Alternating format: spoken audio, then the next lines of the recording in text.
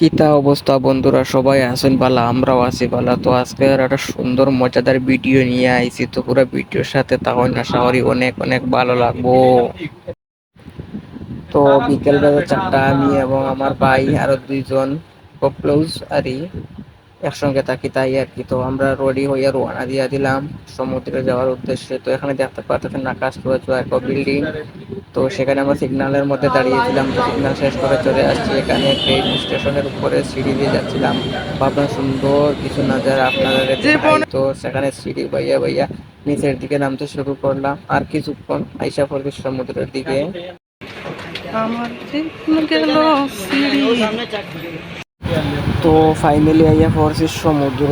দেখেন রাস্তার ধারে কত দামি দামি গাড়ি ফলাইয়া রাখি দিয়েছে তারা, BMW, মার্সিডিজ, ওটি, এই সমস্ত দামি দামি গাড়ি তারা এখানে ফেলাইয়া রাখছে। তো আমরা আইসি সিগন্যালও ওই সামনে সমুদ্র, খুবই সুন্দর ভিউ, প্রচুর। তো দেখতে তখন এত সুন্দর ভিউ, তখন আমরা আইলাম সমুদ্রের একবারে ধারে। দেখেন আমার ভাই উভয় একটা দেখরা কোমর আর দিয়া, খুব সুন্দর ভিউ।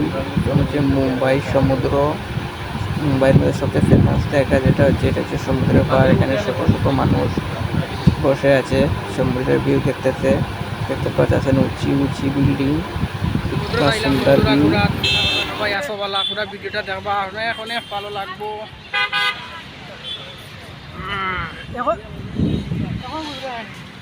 Wow, beautiful weather.